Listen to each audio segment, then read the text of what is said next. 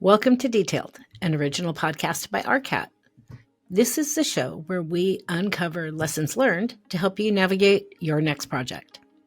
I'm Cherise Lakeside, Senior Spec Writer for RDH Building Science, and your host. My guests today are my good friend, Susan Bliss, hold on for this, FCSI, CDT, CCS, CCCA, Lead AP, and SCIP, Principal, Specifier, and Owner, and Michael Lockwood, CSI CDT, Director of Operations, Senior Project Manager, and Specifier, both from Spec Services LLC in Farmers Branch, Texas. Go Cowboys! I have to do that every time I see Texas. Spec Services is a business owned and led by Susan Bliss, the firm's principal and lead specifier. Upon establishing Spec Services in the summer of 2016, Susan recognized that the field of specification writing was dwindling and saw an opportunity to help rejuvenate it. Utilizing her more than 40 years of experience, she created a firm dedicated not only to architectural specifications, but also to training a new generation of spec writers. Susan has over 40 years of experience in specification writing, construction contract administration, interior design, and accessibility consulting.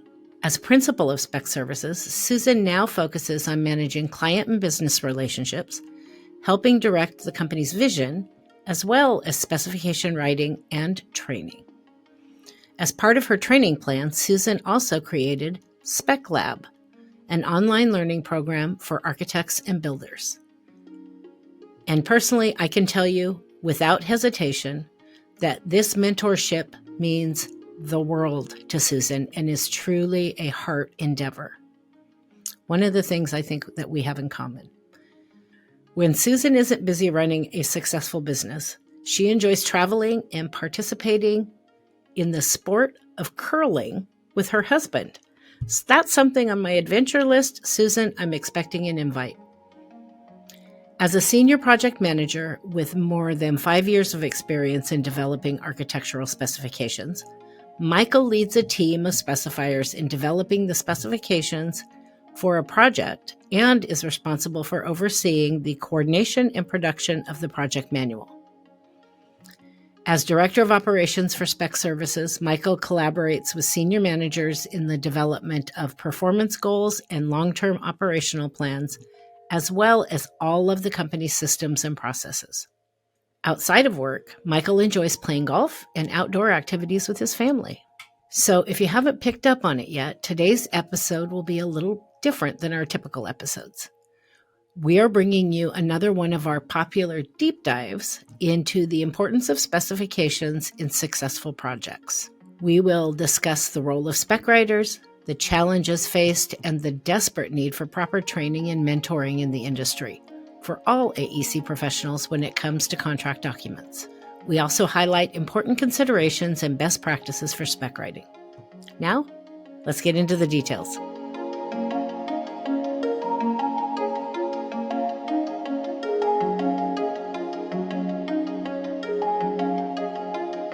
Welcome to Detailed. So successful project stories are deeply rooted in the process it takes to get a great building completed. You can't just have great drawings. I know that some of you don't get that, but you can't just have great drawings because that's only half of the information the contractor needs to get the best possible outcome. The other half of that information, something near and dear to my heart, the specifications. If you've listened to our podcast in the past, you already know that I'm a spec writer in my day job. So every so often, I like to revisit this very highly misunderstood topic to help us all do better on our projects. Hence, my guests today. Joining me today, please welcome my friend and industry colleague, Susan Bliss, Principal, Specifier, and Owner, and Michael Lockwood, Director of Operations, Senior Project Manager, and Specifier, both from Spec Services LLC in Farmers Branch, Texas. Go Cowboys. We all know I'm a rabid Cowboys fan. I have to say go Cowboys when I say Texas. Susan and Michael, welcome to Detailed. How are you both today? Good, pleased and excited to be here with you. Looking forward to our conversation. Yeah, happy to be here. Thank you. I'm really excited to have you both. It's always an extra. It's like getting a little present. It's an extra gift for me when I get to do an interview with people that I know, especially people that do what I do. So we get to talk about all the stuff that drives us insane every day. So I typically, just to warm us all up, start with an icebreaker question. It's different for every guest. For you both today, what I want to know, and there's a reason for this question. There's a reason for all my questions. Fair warning. Okay, good. What I would like to know is who was or is one of your professional role models, and what makes that person stand out for you? Let's start with you, Susan. I am so blessed to have had numerous mentors. So you can see me emotional about what they mean to me. But if I have to point to one, it's Doug Hartman. When I went to my first CSI meeting back in 1995, I met Doug. Friendly, wonderful, and from there, shortly was able to go to work for him. And he is just, his experience and knowledge is overwhelming. The thing I want to really express that really mattered to me was whenever I went to him, every single time with a question, he stopped whatever he was doing. He gave me his full attention and he taught me. And what a role model to follow. I think we all have one. I have multiple stories like that of just people that really took that time. And especially for women like us who came up through this business in kind of a different day and age than we are necessarily working in right now.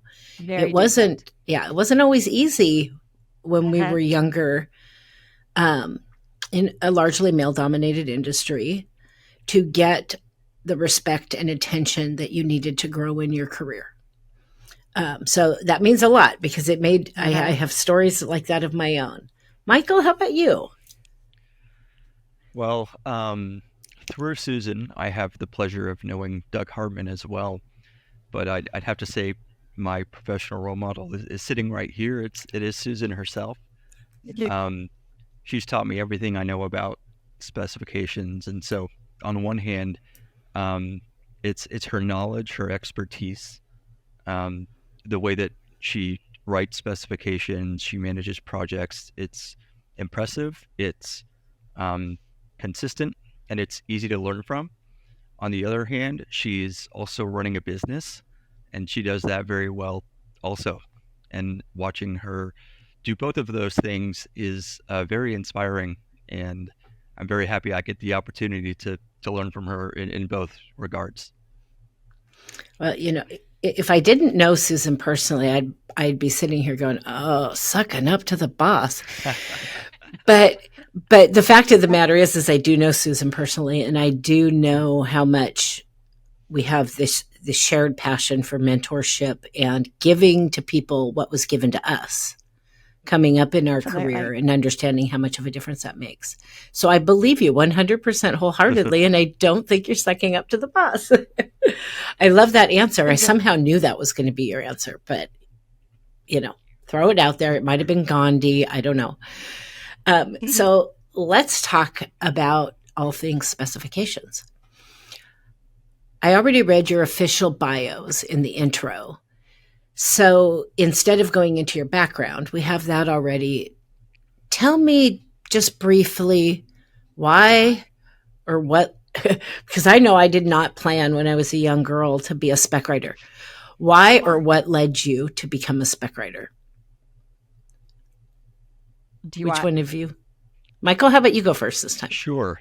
Well, I mentioned before, I learned about specifications and even learning what they are from Susan. And part of that is I knew Susan personally before I ever worked for Spec Services.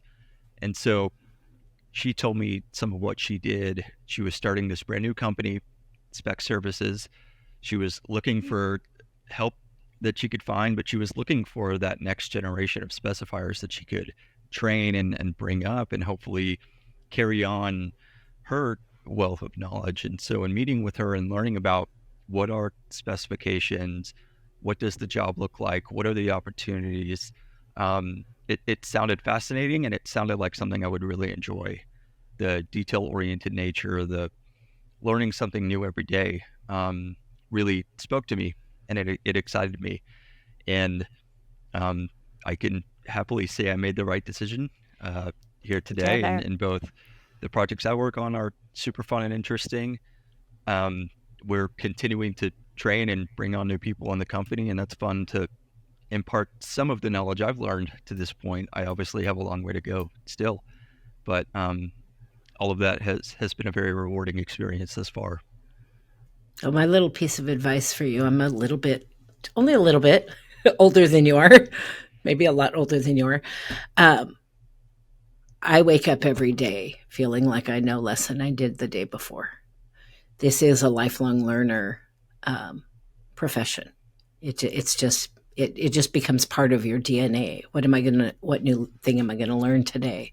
So that never ends, just so you know. Yeah. You never become an expert in this business. Susan, how about you? How did you become a spec writer? Like I said, I didn't wake up planning it, that's for sure.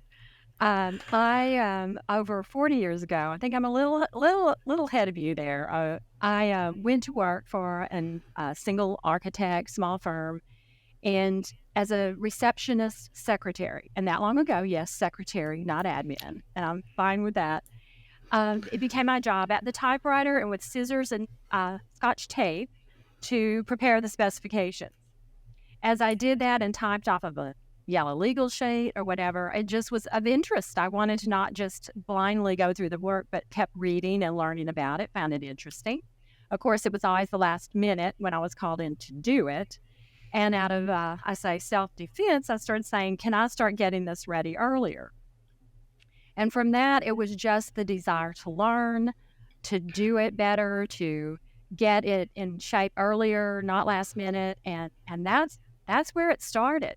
And I spent 12 years at that firm and went from the typewriter to a computer. And that, again, became a career. I say God gave me the career. One thing I love about that story is you and I have the exact same story. I was 20 years old, receptionist in my first architecture firm that I ended up working for 22 years, and the same thing. And worked for 3 partners, one of which was a charter member of the Portland CSI chapter back in 1958. I wasn't around in 58, just saying. But I had I worked for these 3 men that would teach me anything I wanted to know. So it wasn't even just about specs. The whole business of architecture, I learned all of it. And that has been the most invaluable thing I've ever done. But the same history. I was going to write. I just wasn't going to write specs. I was going to write magazine articles. And the same theme, people that were willing to turn around and teach it. Exactly. And really take the time, which was to their benefit, because obviously we did a better job in their firms. But it was an amazing experience that led me eventually down all kinds of paths I never would have anticipated, this one included. Nobody would have ever told me I was doing a podcast. So I have met a lot of people that weren't even aware that there was such a thing as an independent spec writer. Especially in kind of the environment we have right now, where a lot of our spec writers are baby boomers who are starting to retire, and they didn't all necessarily do a great job of mentoring somebody coming behind them to become a spec writer. So we have a shortage, a huge shortage right now. And so people call me all the time, hey, Cherise, do you do side work? And I'm like, I got a really demanding job, but why don't I can give you some names of some independents. And they're like, what? There's firms that do this? So I want to highlight that, because a lot of people really don't realize that. They just think there's no spec writers out there, and then they start making this mess of their own, trying to make it happen because they can't find somebody. Can you explain to our listeners exactly what an independent spec writer does for a firm? How do you work? Sure. We are again, the word independent. So it means we're not in the firm. We are like another consultant or contract laborer that is coming in to help someone do their job. We do architectural specifications. Therefore, we are helping the architect. We are working under the architect's direction. We are working under the architect's license. We are just not embedded as an employee in the firm, but we are dedicated completely to architectural specifications, and then we also assist the architect in pulling together his other consultant specs and compiling and making the project manual. So that's who and what we are. A good place to find us is under Specification Consultants at Independent Practice, which is SCIP, SCIP.com. And there are numerous ones out there. Again, we're going to stay in the category of not enough, but that's where you can find independent specifiers. And an added hint or an added piece of advice for that is call, if you need an independent spec writer, call them early, because every single one that I know is like buried in work because people are having a hard time finding spec writers to hire. And, not most architects did not go into architecture to write specs. So finding those people that are interested in becoming a spec writer is sometimes like looking for a needle in a haystack. Yeah. It is. And architects are self-selecting in that area. They are artists. They are design. They want to do the drawing. So saying, oh, you mean I also have to write that technical manual is not the first thing they want to hear. Yeah. And I hear that a lot. I have younger professionals because you and I do a lot of mentoring that will come to me and this has happened in multiple firms, come to me and say, the project manager just told me they want me to oversee the spec. What's a spec? I mean, literally, I've had that conversation. We never talked about anything like this in school, which is, we'll talk about pet peeves later. But that's not what they went to school to do. And school's not telling them they have to do that. And then they get there and it's, in some places, it's a free-for-all in trying to throw these documents together that they really have no idea what these are or how they're supposed to work or the weight that they carry. Right. And I think that is one of the beginning areas of why the misunderstanding with specifications is because it's not. The architectural design schools, it's about design. They're not mentioned. And so even when you're exactly what you just explained and they're going, what are specs? Why in their mind and their training would they initially think of the importance of the specifications? They've been diminished. And so they're still not only saying, what are they, but then why should I be doing them? Why are they important? And I think that's the beginning of part of my problem. Definitely. And the fact of the matter is they are a part of design because they are the other half of the information, that cornerstone rule. Say it once and say it in the right place. All of your materials information and installation information goes in the specs, not on the drawings, people. We don't put that information on the drawings. And then your spatial requirements and all of that go on your drawings. And you can't build contractually your project without both of those halves of the pie.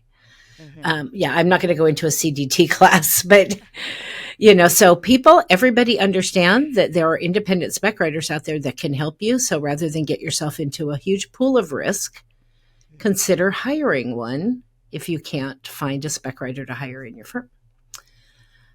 So one thing that created an almost instant bond between Susan and I is a shared passion for mentoring the younger professionals and helping any young professional come up in the business sooner and maybe with a little less stress than we might have had coming up in the business. Your firm is hugely unique in this arena. I know because you've even shared information with me. Can you tell me a little bit about how you're different in the arena of training? Most firms are trial by fire. Here's a spec, figure it out.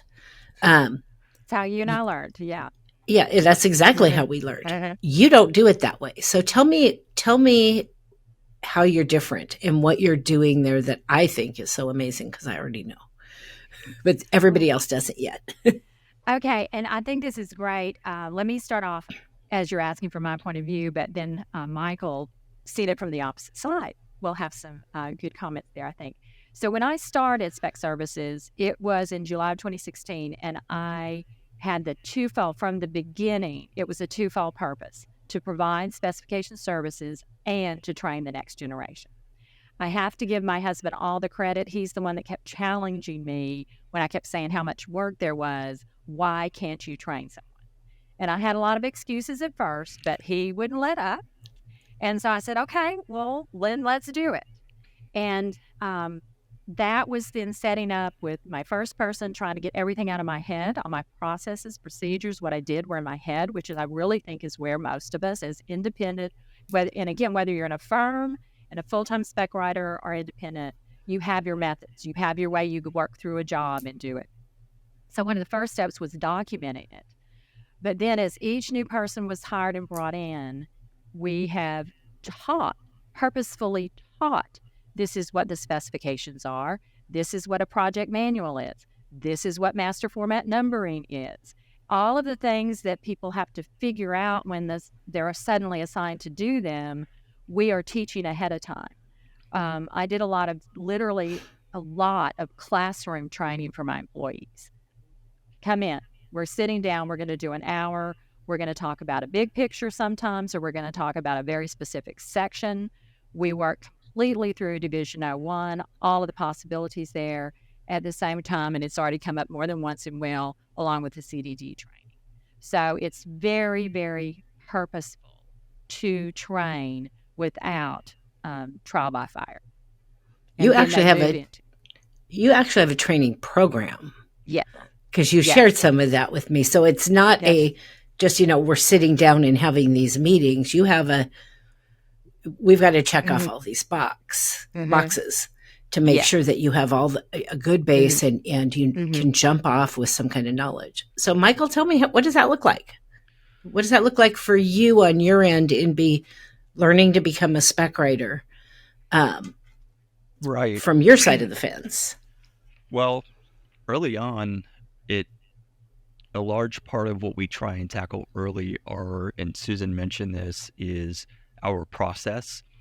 We can bring somebody in and make them useful and valuable quite quickly simply by learning how Spec Services does things that may or may not even pertain to actually editing a specification. So that might be compiling the consultant sections, reviewing a table of contents, making sure header footers are correct. These little things that take time and add a lot of value if we can have people who get really good at it and they can do that quickly. So that's one step of the process. And so when we bring them in, that's primarily what we're focusing on, are those things. You mentioned it before, 5-6 years into this, for me, I'm still learning every day. There's a wealth of knowledge I don't know. So coming in at the beginning and expecting to know everything just doesn't cut it. And in fact, Susan, I think, mentioned to me when I came on and said, you're probably not going to feel like you know much of anything until maybe a year here with me. And then maybe 3 to 5 years, you can start leading your own projects. Thankfully, as we grew the company and improved our processes, that became much quicker. And, I found myself in 1 year, 2 year, really leading projects and being able to manage architectural specifications. But now it's a mix of those things. And then we look at it from kind of a 3-month initial process, learning our procedures, learning what does it mean to work at Spec Services, then diving into, maybe we'll look at some short form specifications and focus on those. Maybe we'll focus in Division 01, as Susan mentioned, doing peer review, training sessions with Susan, red lines, markups. And there still is a little bit of that, we're going to nudge you off the diving board. It may not be super tall, but we're still going to nudge you at some point, because there is some of that natural trial and error that you learn, that you just learn by getting in there and doing the work and doing the editing. And so there is some of that too. And it's still an improving process for us. We're meeting weekly, sometimes daily, to uncover how we can do it better. How can we do it quicker? How can we not only develop a quality spec writer, but how can we do it in 2 years or 1 year, 6 months. And so that's certainly an exciting challenge from somebody who went through the program and is now on the other side of it, helping future employees go through it as well. Well, you've said something, and I'm famous for going down rabbit holes, by the way, so forgive me for that, but you said something really important there, that a lot of people, some people in our industry, more than I think I even realized, because they don't understand the contractual value of the specs and how they protect you, think of it as like an admin function. Oh, just change the headers and footers and just throw this stuff I gave you into it. And they don't understand that you can't just throw any old words you want in there. There's ways we have to say things, and there's things you can and can't do. And it takes years, literally years, to become a really good proficient spec writer, because there's also all these different project delivery methods that have completely different requirements, especially in your front end documents. But I think that that's a really important point that you help remind me needs to be made. The specifications are not just hand it to somebody who has no idea what they're doing with the content that you have as an admin function with no training in contract documents, because you're creating risk. This isn't about there's only my way to do things. I tell people that all the time. This is about I'm trying to protect you, and you will be held to these documents like a contract. So thank you for outlining that this doesn't happen overnight. You can't just, hire somebody and, train them for a week to help you. It doesn't work that way. The knowledge base is massive. Absolutely massive. I do think an exciting thing is you can educate architects relatively quickly and easily with little tips and tricks that can sometimes completely open their mind to the possibilities of specifications.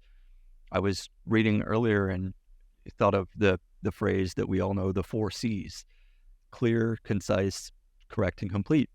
And think of how many designers, architects may not even know what those are or what they mean and what they exist. And if you simply teach somebody the 4 C's, how that can make them realize, oh, that is important for specifications, and that can be a huge value in bolstering what I'm trying to convey with my design and in my drawings. Susan knows, I'm not sure if you're aware of this, but I teach the CDT 24 weeks out of the year for that reason. And in every firm I've worked at, I have also taught it to, in some firms in big numbers, taught it to our staff, even just for education, just to get that base knowledge of what these things are, and what you can and can't do with them, and where information needs to be and that kind of thing. And it's a game changer in a firm when you do get that education, especially when you don't hold that education with your spec writer and you share it with anybody you can get to listen to you. I send out little just random emails to staff. Here's something you should know. Cherise's spec writer tip of the day, because I'm in a mood. But I love that. That's a great point. So let's get into a little bit of the state of the industry with specifications. So I'm going to actually skip that question because we've already kind of covered that. What would you say are the biggest issues broadly with specifications prepared today in our industry? Where are our pain points? What are our problems that everybody needs to be aware of that we need to improve? I know from our perspective, this might go into being an independent spec writer.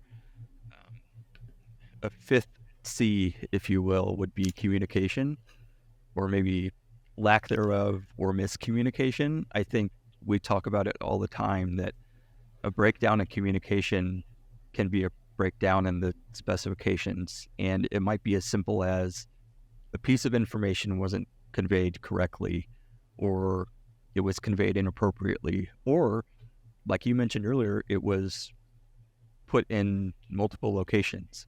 Maybe it was put in the drawings and the specs, and then there's that cause for discrepancy down the line. So that is kind of a broad answer, but I do feel that communication, if you have effective communication, if you're communicating often with your spec writer, listening to them, allowing them to ask you questions, you ask them questions, make the time to have those meetings with them. Go through your table of contents, dive into the specs, ask specific questions about sections, divisions that you may not have great knowledge on. That can make all the difference in the quality of the specifications when you're issuing your construction documents. Do you have anything you'd like to add, Susan? Oh, just how proud I am of him. One thing to say. He does do a wonderful job.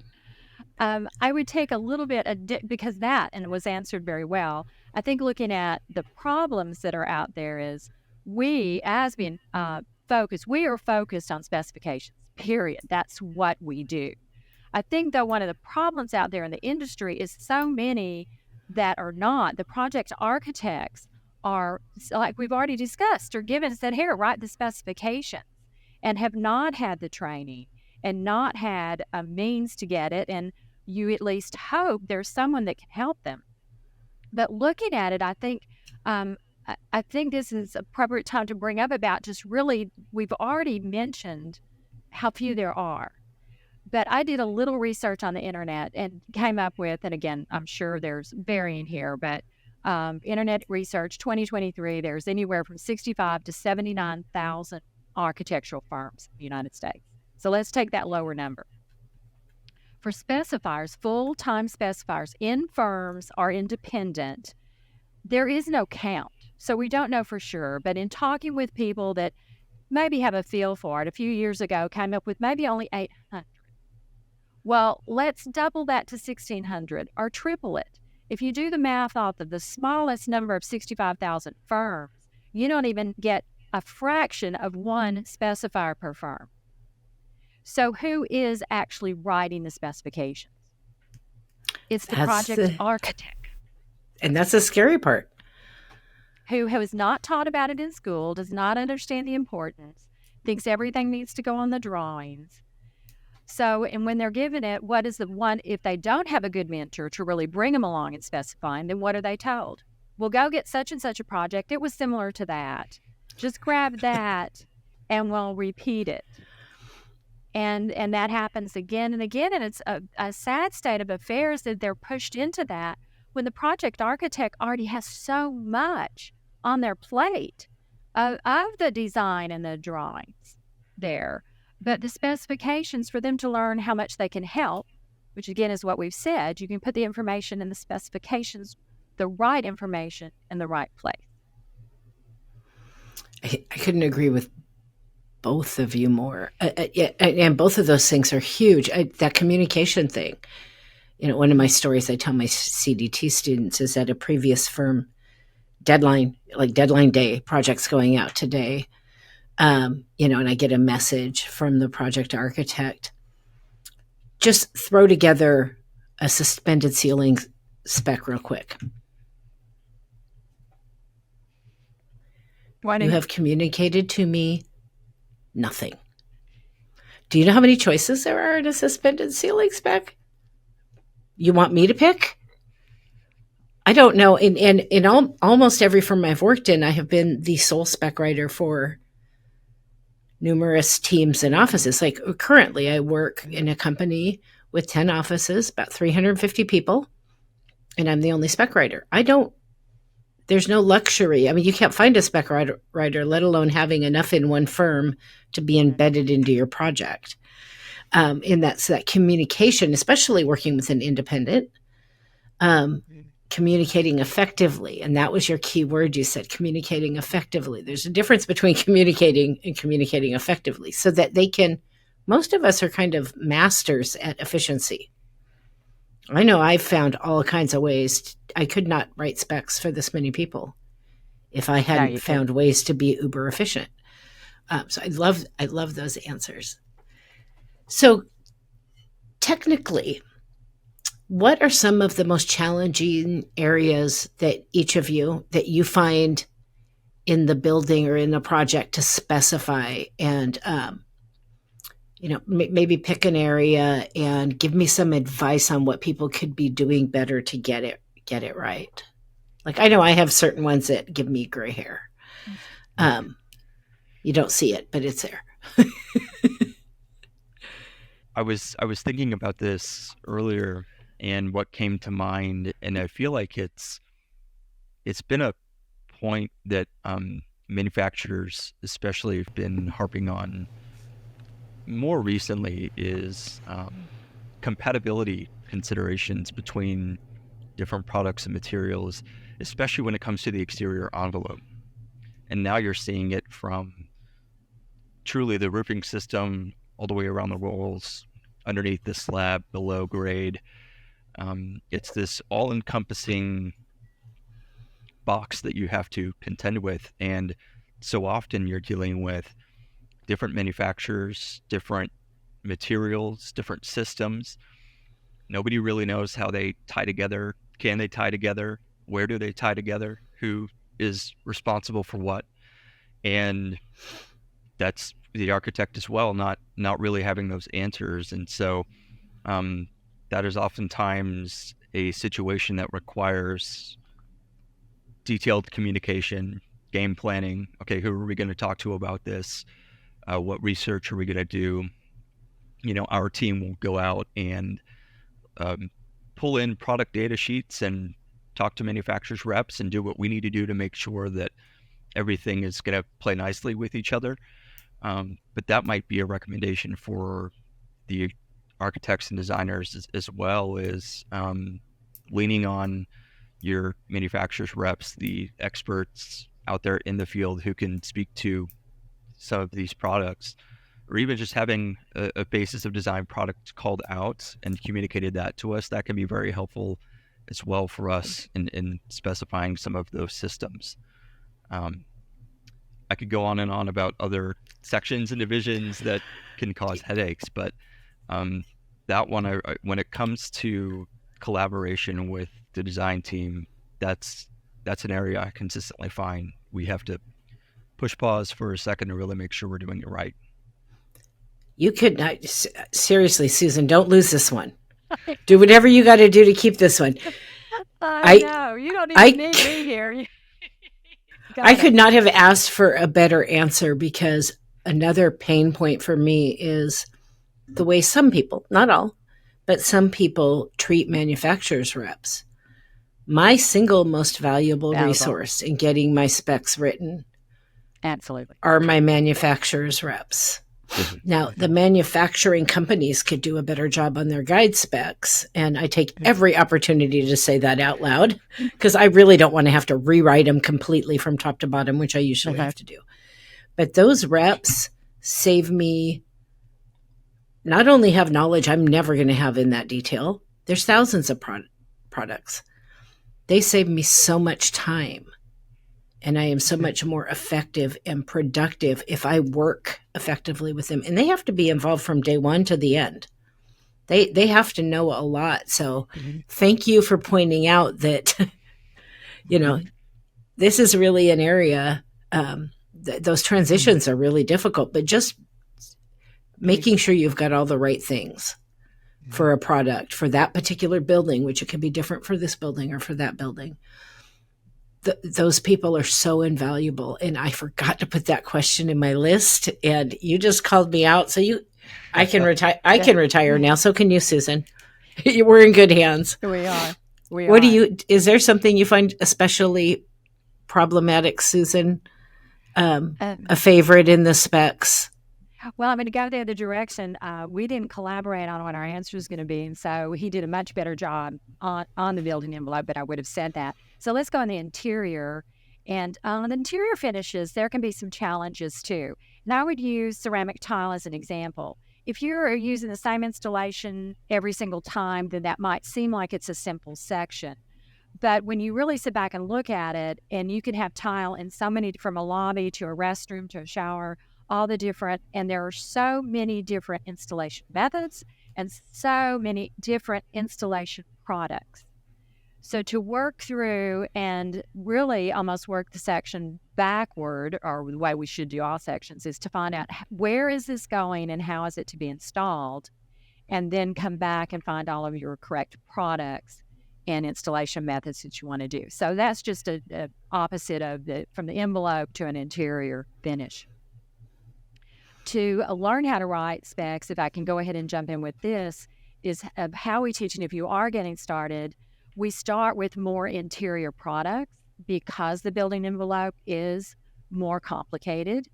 But we also start with things you can touch, see, and feel. Again, we're bringing in people that are not involved in the architectural industry ahead of time. We do have some, but so I use toilet accessories. As you know what a paper towel dispenser looks like. Now go and describe that. And from that, we try to get the concept. So once you're under this concept of specifying what you're really doing, then you can take on the exterior building envelope. Now you've got some ideas and where you're heading with it to start understanding those products there. That's a great way to baby step.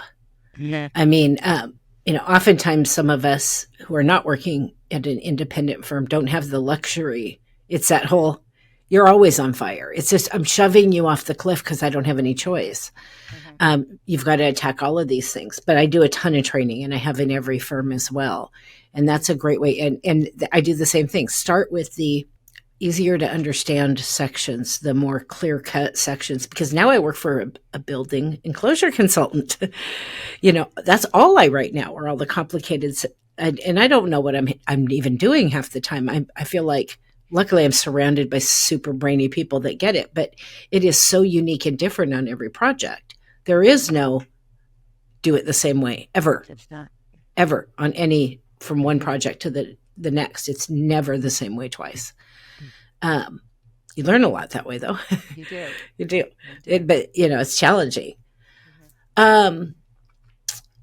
What typical things do design team members, so now we're going out, architects, but even engineers, we don't talk about engineers a lot, but they get even less exposure.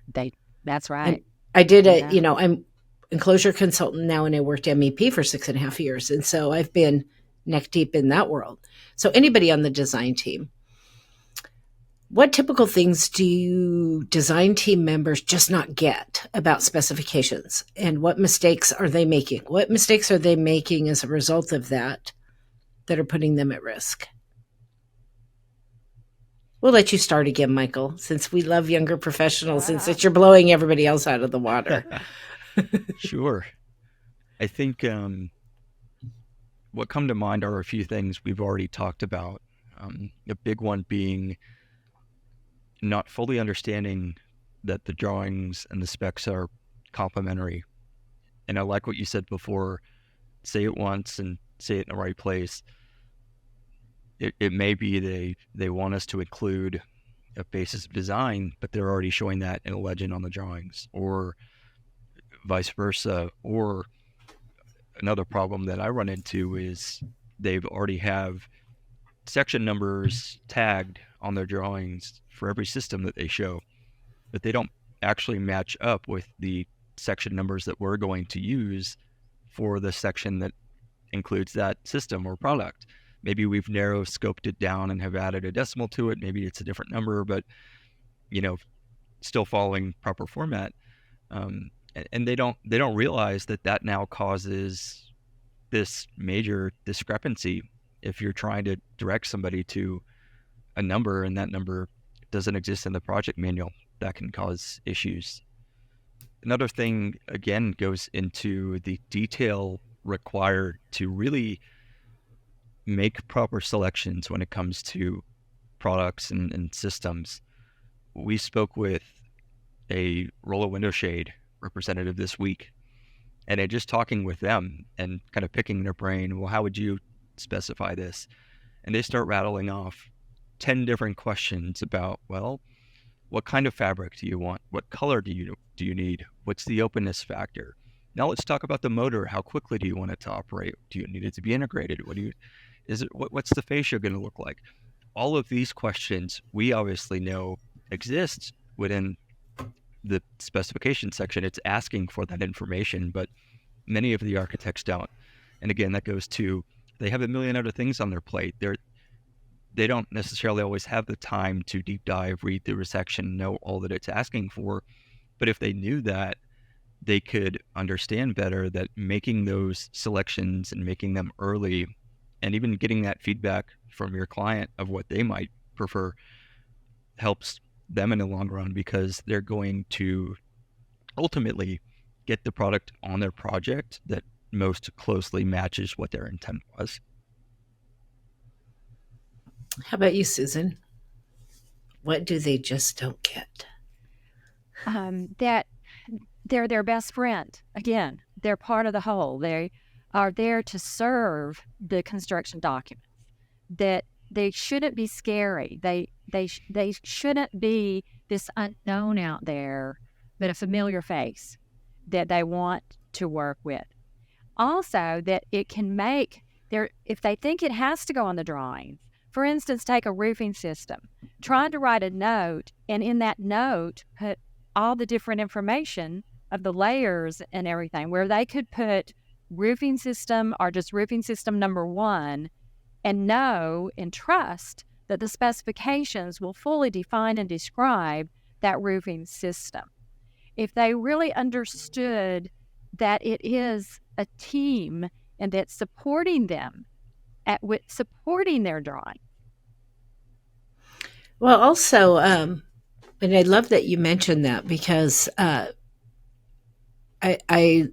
over the course of my career, I'll look at some drawings and I'm like, oftentimes us spec writers don't see the drawings, and then you see the drawings and it's like, oh my God, you have all that in there. I have a completely different set of information in my specs because none of that belongs there. The cleaner your drawings are, the easier they are for the contractor to read, the better job they do. But one of the big things, and this is such a basic thing that surprises me that so many people don't get, that I'm going to throw into that little mix of answers, is there's only one person we're writing the spec to. Exactly. To the general contractor. Nobody else. And how many times have you been given content, or the subcontractor shall the F-bomb is spec writing, in giving instructions to all these people on the site. You cannot dictate means and methods. You cannot tell anybody what to do. You tell the contractor what you want, not how to do it. The contractor decides how it's going to get done, who's going to do it. And so, all these extra words, you don't even need it in the spec, because you're only talking to one person in a spec at all times. Contractually, it's defined that way. And sometimes just that one little basic piece of knowledge changes the way somebody looks at the specs. And understanding that we can't put means and methods in a spec. You're taking on risk onto you as a design firm, instead of leaving that risk in the contractor's pool where it belongs for how the work gets done. That's why we don't tell them how to do their work. They're the experts. We're not. Okay, so this is a totally loaded question. I'll just put it out there because I know you're going to know it as soon as I say it. What education do you think all AEC professionals should have, so we would have better contract documents overall and be operating more on the same page with that good base knowledge? I'm going to jump on this. I know we're all going to say the same thing, but it's the CDT, the Construction Document Technologist certification from CSI. And that just is, we start teaching it from the beginning. It's the world that we live in. It is who's responsible for what. And to think, I wish it were required. I truly wish every person in the industry that you just said was required to have that training, whether they get the certification or not, but to go through the training and understand. It's just, I cannot say how important that is. Well, I obviously intentionally asked you that question because I teach the CDT 24. I knew exactly what you were going to say. But the reason I wanted to ask you that question is because of the misconception, number one, that CSI is only for spec writers. Because it's a construction specifications institute, and that the misconception that the CDT education program is only for spec writers. And it is It's not project delivery, everywhere. education, cradle to grave. It's actually, sure, spec writers need it, but this is not training on how to write a spec. This is training on No, how to it's not. properly and efficiently deliver your project with risk in the right pools. Right. And the project managers need the CDT more than the spec writers do. We learned that business a long time ago. Yeah. We go on to learn how to write a spec. But that base knowledge for everybody. I had a guy in my last CDT class who was retired. And I asked him, I said, I'm just curious, why are you here? It's like, you're done. Go plant a garden or travel. Why are you here? And he said, I'm just curious what I did. I mean, and this was an older gentleman, what I missed or what I wasn't doing right during my career. And I'm just curious. So I wanted to take the class. And he's like, oh, man, I wish I would have had this at the beginning of my career. I mean, it's that valuable. And you do such a great job of not only getting that education to all your people, but helping get on the pulpit with the rest of us crazies and preach that I wanted the chance for us to have that conversation here where a lot of people are listening to it. Yeah. My next class starts February 1st, but there are other chapters to teach it as well. Game changer. And I tell every young professional that the thing for you younger people is the millennials are bigger than the boomers, the generation. Gen Z is bigger than the boomers generation. So 2 generations in a row coming behind me that are bigger than the boomers, each of them. Generation Alpha is bigger than both of those generations put together. If you guys, Susan and I, we're the golden goose.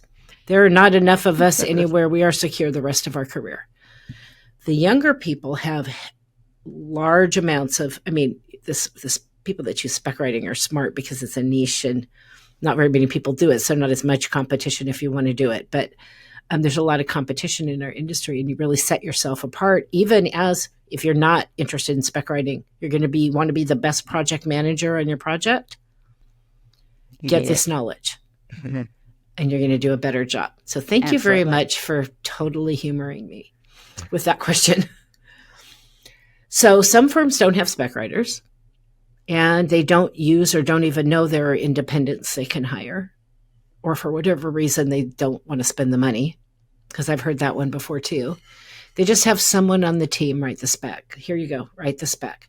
Why is that problematic? And what advice would you give them? Not necessarily. I go back to it being considered an afterthought, which is unfortunate. And when that's happening in a firm, that not only then happens with each individual person who is given that task, it kind of becomes a culture of that firm. And that's too bad because, as we've mentioned here, the specs are so important and definitely shouldn't be considered an afterthought. Well, so I'm going to throw you a curveball, Michael. I'm putting you on the hot seat. Okay. So what happens? Because I don't think I have this on my list anywhere.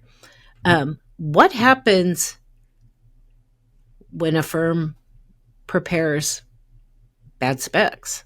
What would you expect to see as a result of poor specifications? I mean, if I was trying to convince an architect to write good specs, if nothing else, I would say you are setting yourself up for many headaches down the line, especially with contract administration and getting into construction. Your information is going to be inaccurate and confusing and possibly not there.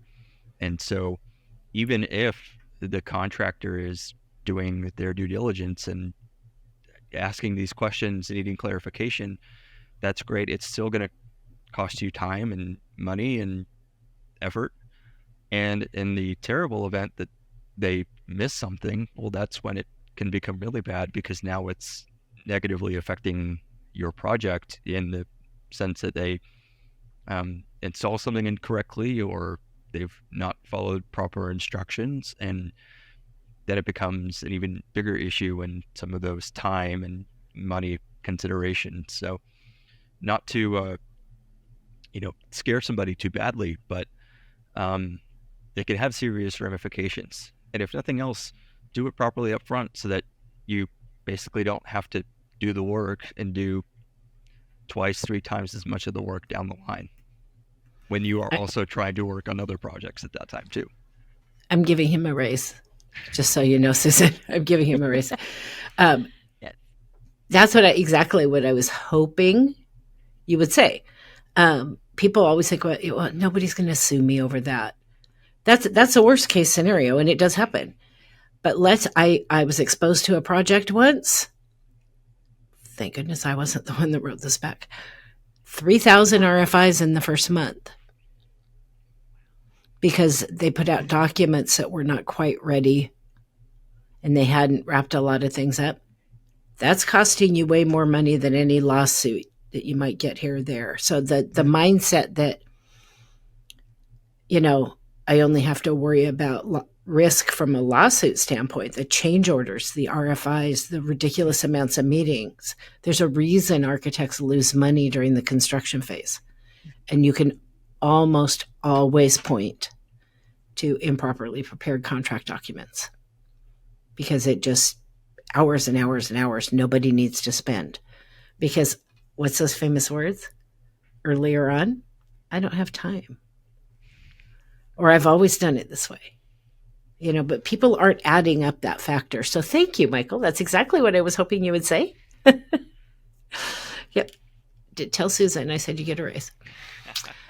As an independent, you have to work with a lot of different design teams, kind of like I do, even though I'm not an independent, different offices, different teams, different personalities. But you're not exposed to what's going on. You're not embedded in the project. You're not in all the project meetings and meetings with the client and all of that. What best practices do you use to extract the correct information you need out of your clients and manage all of that and coordinate it so you can write a good spec? Michael, you're on a roll. Just jump in there. All right. We have what we call our proven process. And high level, it's about 5 or 6 key steps. And it's basically a commitment from us that our client can expect to experience throughout the life of the project when we're working with them. And so starting in that proven process is we call it our initial meeting. And so whenever we're contracted for a job, we will set up a meeting with the design team, typically going through our table of contents, asking them what systems they're using, base of design products, and whittling that list down to really give us the base for how we're going to develop our specifications. From there, we begin editing the specs, working through them, developing lists of questions pertaining to sections, broken down by division, and we'll send those to the architect for review and comment. Oftentimes, we will batch them with a progress set or maybe an early issue, send them along, and that way they have the specs there to actually reference while they're reviewing our questions as well. And that process will happen throughout the life, going from whenever we're initially brought on until CDs. And it can be a bunch of back and forth. It could be a few times depending on the complexity and the length of the project schedule. But that's a key step. Obviously, with that is, we mentioned before, we provide header footer templates for consultants to use. When those sections get sent to the architect, they can forward them along to us. We will compile them, review them, make sure everything looks okay from a formatting perspective, update the table of contents, and we do that for every issue that goes out as well. Beyond that, if our client has questions about certain products or systems, we're happy to do product research for them. We can find out, any questions they have about things that they're looking at. We periodically will request the most current version of the drawings.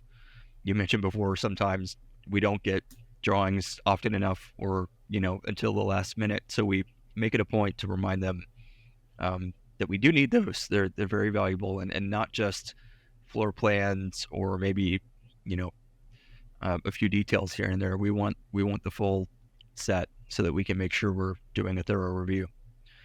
And while we have this proven process, we do like to be flexible with our client as much as we can if they have certain programs or processes that they like to use. We're not opposed to doing question and responses in a cloud-based spreadsheet if that's what they're really familiar with. We can adapt. We will try and steer the client maybe to use some of our processes just because we have them down really well and it makes us super efficient, but we want to be adaptable for what works best for them. And we know that going into working with the clients that we have. Everyone is different in their own ways. And so we want to be able that we're meeting their needs while being as efficient as we can be as possible.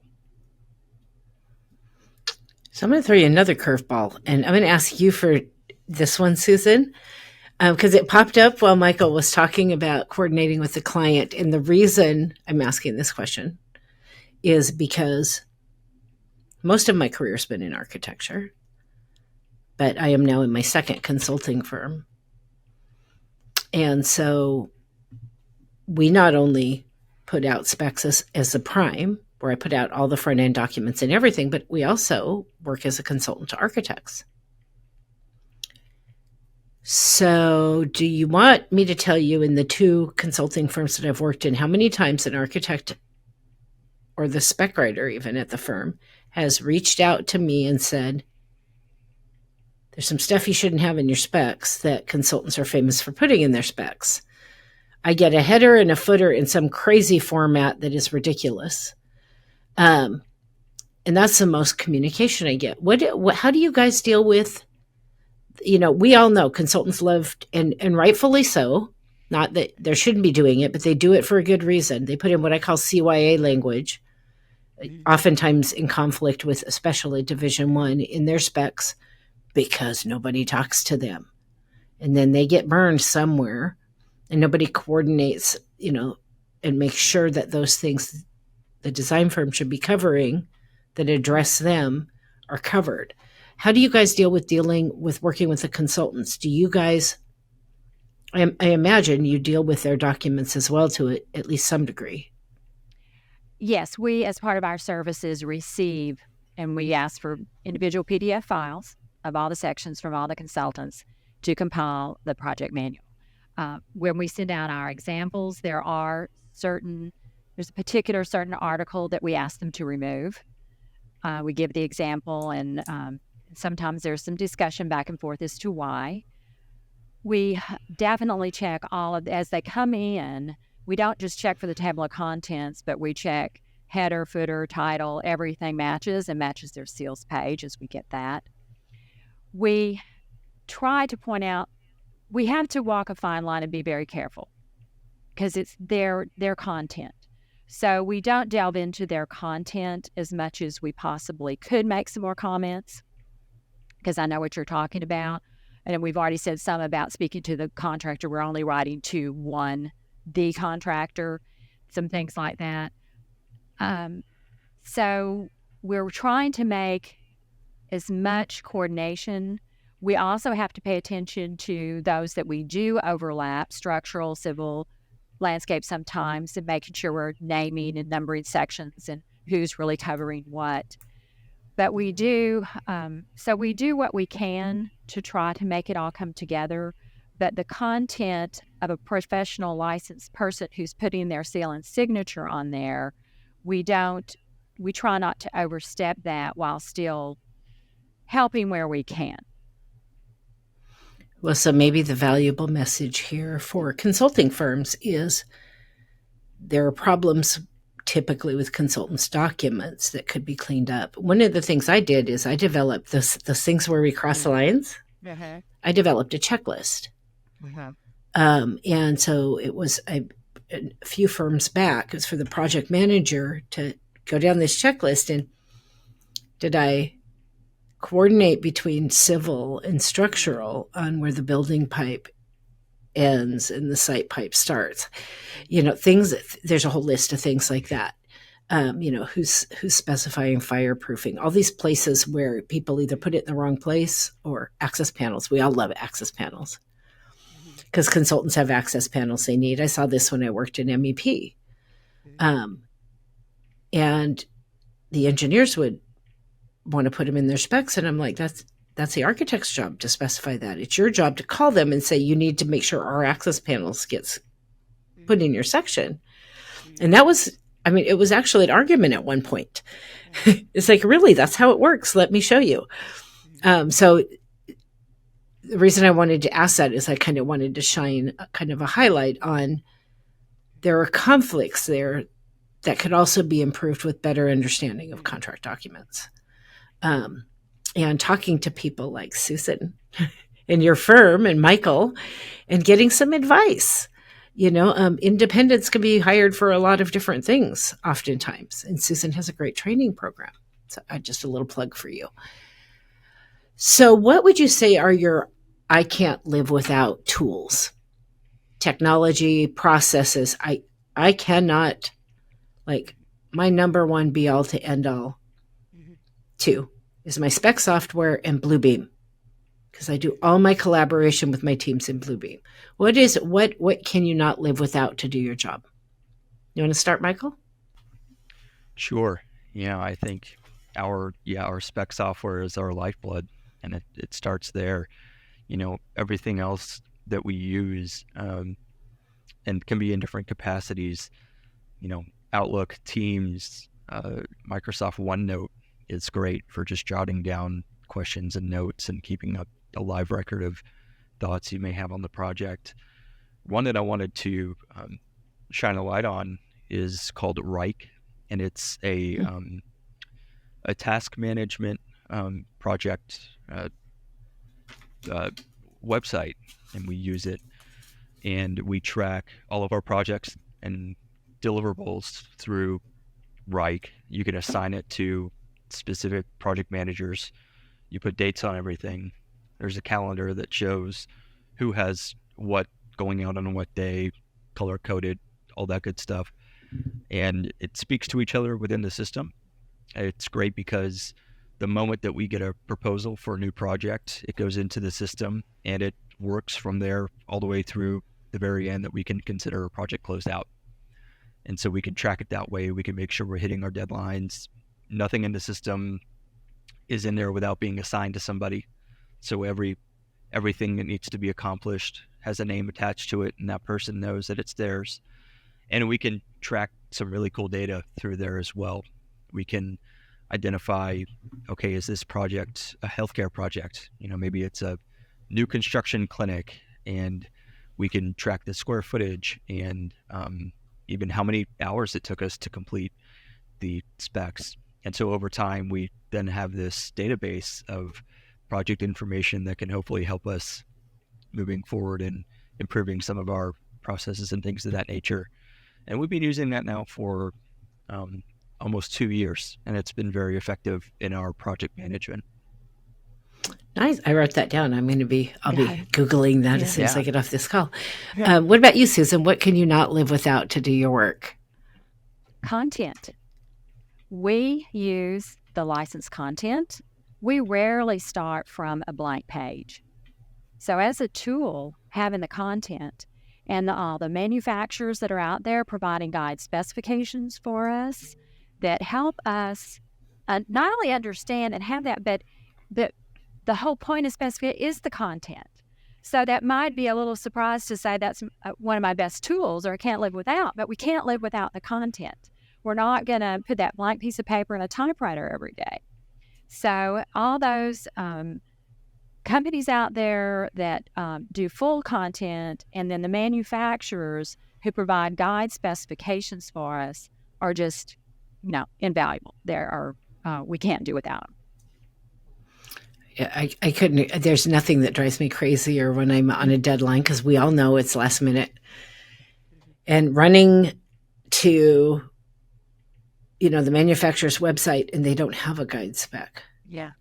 They've got a product data sheet. Well, that's only part of the story that I need in a specification section. And there are other places to get technical content as well. I'm going to be remiss here if I don't say RCAT isn't one of those places, because this is an RCAT podcast. Is a great place to get a lot of different manufacturers' content in one place. But to the manufacturers out there, get that content to the places we go looking for it. You know, they argue sometimes that the software or, you know, a website like RCAT, you know, it costs money. You guys spend bazillions of dollars on sandwiches for lunch and learns. But you could have your stuff right there ready for me to take it without even calling you, get work without even having to make a house call, you know. So getting that message out that having good, well-written content in the places that us spec writers look for it is a gigantic jump ahead in getting your product considered for a project. Quick, the faster we find it, we get to the information we need, the better. Just give me one thing. Why would somebody want to be a spec writer? Baby boomers are halfway out the door, more every day. Younger people are kind of batting their eyes at it once in a while. Why would I want to become a spec writer? I'm going to start so that Michael can finish with that. And it is, and I think, Cherise, you would say this too, it can be one of the most fulfilling careers that you could ever have. You're making a difference. It really matters that the specifications are there and included. I think the trip up there, why would you become one, is because you don't know they exist. It's getting out there to even find. When we find ones who have nothing to do with the construction architectural industry, and an interview, I probably spend the first hour and a half, you have to shut me up at one point, even just trying to describe what the job is. And when it sinks in, there is just again, this light bulb moment of, that's a career? I can do that? But it truly, fulfilling, absolutely fulfilling. I've told people I've been frustrated, exhausted, tired, but I have never been bored. I'm always learning something new. Yeah, you don't get to be bored in this job. How about you, Michael? I call you tomorrow with some young professional I know. Tell them why they want to be a spec writer. What would your answer be? Yeah, I mean, I think it's the same thing. It's you're never bored. You learn something new every day, and I kind of liken it to you come into work and a puzzle is put down in front of you, and it's typically never going to be the exact same puzzle. It might have similarities to one you've done before, but it's going to be new and interesting and challenging. And if you like that, it's there for you, and there's a lot of opportunity. And we talked somewhat about job stability. It's spec writers are needed. We're going to continue to be needed, and I have no clue what spec writing is going to look like 50, 100 years from now, but I'm pretty certain it's still going to be needed. And that's exciting too, with the new technologies that are coming out, with AI and the possibilities that are there. Susan mentioned writing specs on a typewriter, and look where we are now with what's capable out there. And so for me, it's exciting to think about what ways I'll be writing specs 15, 20 years from now. And so I think that's a pretty easy sell to somebody who has those similar interests. I can, it's funny. I actually never wrote specs on a typewriter. I did stuff on typewriters, but I didn't write specs on a typewriter. But my first computer and my first architecture, I had one computer in the whole office. It was a Tandy from Radio Shack.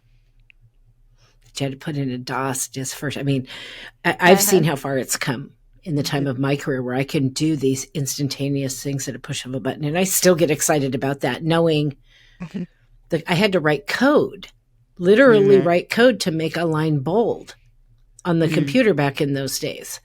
I mean, the things we can do instantaneously now is amazing. So you're gonna see some great things again. But so one thing you didn't mention that I'd like to point out in talking about why you want to become a spec writer, a lot of people have this misconception that a spec writer is this cranky old introverted guy in the corner that just yells at you every time you come within their sphere. That's true. And obviously you're talking to three of us right now. That is not the case. I have met some of the most incredible people in the process of doing this job and being involved in CSI and going to conferences, you two included. So that was one piece that I thought I'd just throw out there. Is, no, we're not all cranky old guys in the corner yelling at people. Some of us actually even have a little bit of personality. So, Susan, you had, a little bit of stats about spec writers. Share those with me and what you've seen in your firm. In our firm, and I'm excited to share this, that way back, I started this firm 7.5 years ago. And in that time period, I've had 27 people come through our training program. Of those 27, I have 10 still on staff, stayed with us, working with us. I have 7 that have moved out into other firms, and so are active working specifiers out there in the industry. And then there are 10 that it just didn't fit and have moved on to other things. And that is to be expected. We look to try to find the right personalities that go along with it also.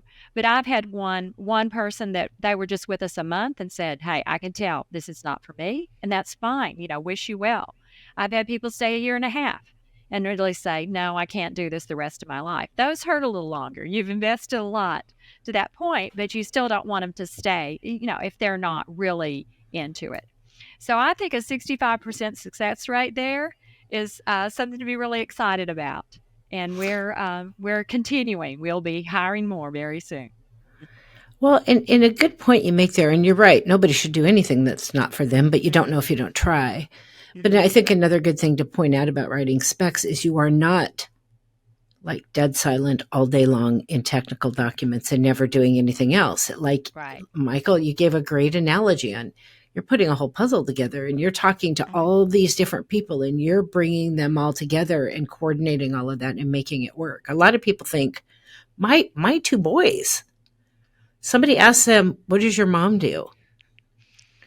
She writes some technical nerdy book about construction. That is what they tell people, some technical nerdy book about construction. They have, but in the next breath, my oldest son is, why do you have more of a life than I do? Yeah, but maybe I get to do a lot of cool things while I write this technical nerdy book about construction.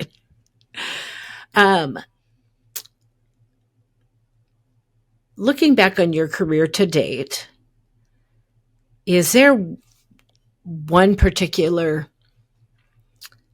challenge or something you just royally messed up or something that happened that was a defining moment in your career or that really taught you a big lesson before, you had gotten to the point where you might have learned it?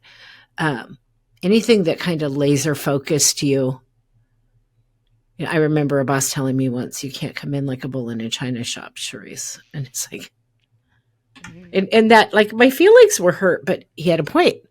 I wanted to come in and change the world in 5 minutes, and that doesn't work well for everybody. And I learned that you have to, approach each person differently. That was one of my big lessons. Any ones that you want to share? Yeah. Susan, and working with her, and this goes for, I think, everybody who has worked at Spec Services at one point or another, you're bound to make mistakes, and they're inconsequential in the grand scheme of things, but they may feel very big and important to you. If it's the task that you're working on and you made a mistake, and nobody wants to make a mistake. And so Susan will sit with you and she'll say, well, the good news is you will never make that mistake again, because the way you feel right now is not fun, and you will remember this, and you will know next time what to do. And we've all had that moment. And it can be sometimes bigger deals, and sometimes you look back on it and you're like, I don't know why I was so concerned over that. But definitely have those moments throughout my career that I think of that, and I kind of laugh to myself and think, she was right. I've never made that mistake again. And I remember where I was and what I was doing when I made it the first time, and here I am now. And so It happens to everybody. Well, it does happen to everybody, but not everybody chooses to learn from it. Sure. Yeah. Because I have encountered people throughout my career that keep making the same mistake over and over again. It's didn't learn the first time. Exactly. How about you, Susan? Any defining moment in your career? I think it is, because as long ago as it was, and it's not like I haven't made mistakes in between here, but I'm going to go back to that beginning, that 40 years ago. And as I learned more and got excited about the specifications, then I started trying to improve with the little knowledge enough to get me in trouble. And there was a hollow metal door and frame section, and it was old, having been come through the firm. And I thought, okay, I had found section format. So I was all excited about going from just paragraph to paragraph to put in section format. So I rewrote this very new age of specifying the hollow metal door and frame. I went from fully welded frame to a knockdown frame. Lack of understanding, didn't even realize I did it till there they are. And what it made, but it taught me that even where I was trying, I was working, I was focused, I was trying to understand just every little thing, and that's not a little thing specifically for a hollow metal frame, but how important the words are and how important really going ahead and asking. I could have asked. I tried to do it on my own. I tried to figure it out without then taking it immediately and saying, would you read this? And is this what you want? So the fact that is as clearly in my mind as if I just replayed that video while I said it, that's there. It was a defining moment of really knowing that we had to dig in and learn it well. Another one I really like is having fresh eyes. We're looking at thousands and thousands and thousands of words a day. And you can be looking right at a problem and, it all just starts to blur. It can after a while. And having fresh eyes, I've always believed in fresh eyes for QAs or QCs of drawings and specs. Just somebody, they don't have to read, dig in detail. Just kind of scan and look for holes that are right in front of me that are lost to my eyeballs now is often very beneficial. So just for fun, what is the weirdest thing you have ever had to specify? We said we didn't collaborate, but this came up about, well, what are you going to say? And it turned out it's the same job, the same thing that we did. And I thought it was because we do work as teams. So there's always more than one specifier, backup, as you're saying, second pair of eyes. So Michael, do you want to talk about what it meant to you? It was the same job. Yeah, I think it was back in 2020, and obviously the pandemic was happening, and so work had slowed down a little bit. But we had been contacted by a firm in the Northeast to write specifications for an aquarium, and we had never done an aquarium before, and so really, it wasn't that many sections that we provided, but it was some of the most interesting things that we had written about, at least for my sake. I mean, one section I think was aquarium theming. And so the section was dedicated to the materials that were being used to craft a seafloor-like scape for fish to swim around in. And then there was, another section containing the pumps and, all of the different equipment that go into the aquarium. And something funny that I noticed at the beginning of that section is a line that says, "Work of this section does not include live animals." And I laughed and I thought, I've never written that before in a specification. I'm not sure if I ever will again. So that was pretty funny. And that was a unique experience all around. Oh, that's I've never done one like that. I was approached once by a recruiter from Disney to work there as a spec writer, and I thought, Disney specs, that you probably get to write all kinds of Cinderella's castle. I'm designing Cinderella's castle today. Right. Yeah. That's good. My most unique was a a hyperbaric oxygen chamber for a hospital for burn victims. And that's, some, like, at the time we were doing that project, there was only one in the entire state of Oregon. And that wasn't enough. And it just, good luck finding information for a spec on that baby. Interesting. But I love that question because, I don't get to talk to spec writers very often, but we all encounter some crazy thing. And it teaches us when I said we rarely start with a blank page. Well, but we do sometimes. Oh, yeah, we have do. To go find it. Yeah. And those are lesson learners because there's all these, just none of that is for things like that. There's often none of it that's published or very little that we would normally need for a spec. So you really start learning to communicate with the right people. Yeah. Mm-hmm. I like to close out each episode with a broader industry question. So mine for you today is, what do you wish all AEC professionals would better understand about project delivery and contract documents? What would be your first piece of advice on how we can all get on the same page if we haven't covered it already? If you were queen of the world or king of the world, what would you make everybody do tomorrow? I'm going to be redundant here. I still think in the AEC industry that if we all understood, as we've already talked about, the project delivery, all the information that is contained in the CDT, that it's the world we're in, the roles, the responsibilities, who's doing what. And I'm sorry to be boring and redundant, but where I'm going to always come down on, it would help everybody. You're not getting any arguments here.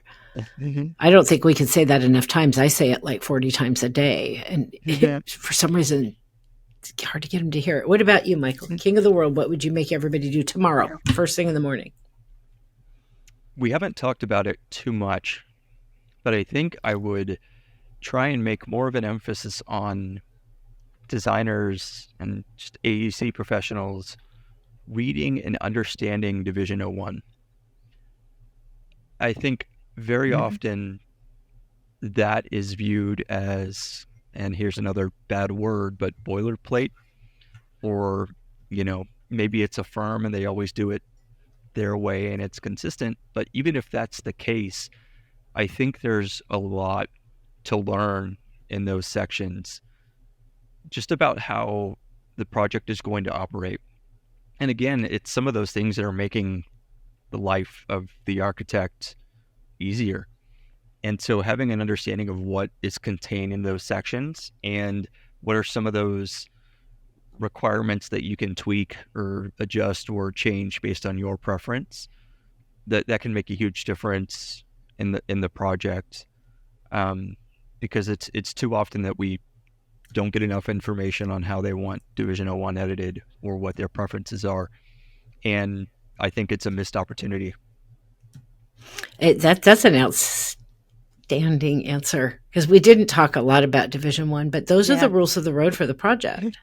And I've had younger people, learning to be project managers come to me and say, the contractor's doing this, Cherise, and I don't know what I'm supposed to be doing. And I'm like, did you read your Division 1? That's my first question every single time, because it's clearly stated they can't do that, or they have to do it this way, and they are required by contract to do what those contract documents say. And it's like this light comes on, and nobody ever told them this is how you get through construction and keep one foot out of the grave.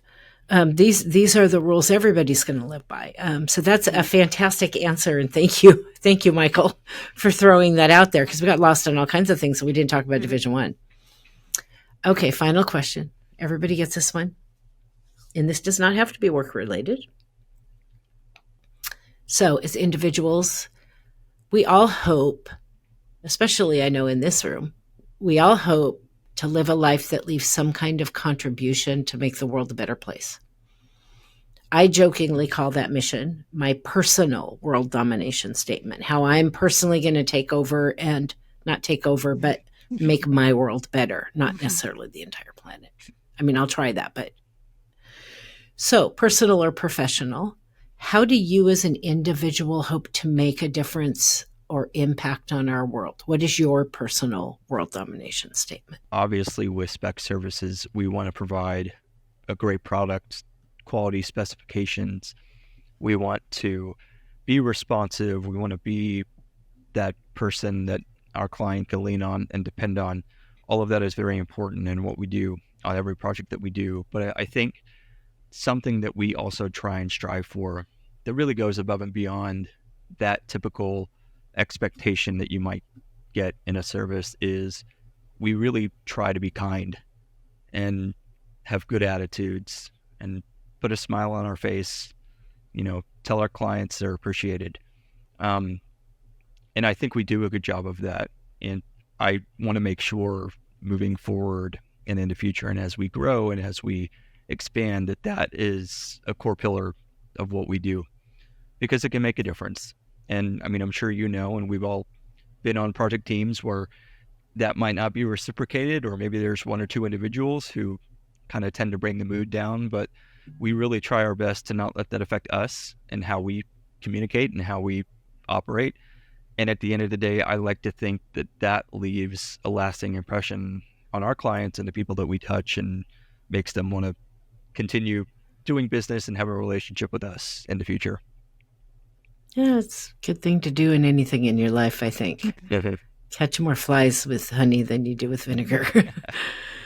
Oh, that made me sound like an old lady. Susan, personal world domination statement. I tell you, I just professionally, to make the impact, to bring more specifiers. Honestly, I'm just gonna have to sum it up. Michael, he make more Michaels. Bring more along. Having this conversation with you, and we don't have these kind of questions to each other day in and day out.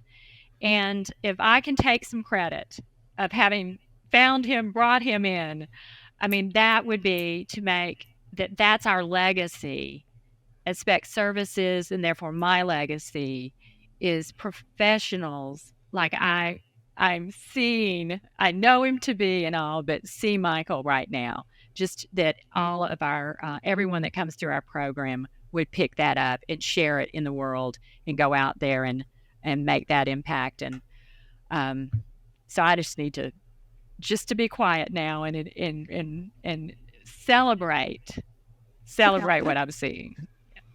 Well, you have a lot to celebrate, and your heart is so apparent even in your voice. I mean, you got me over here tearing up.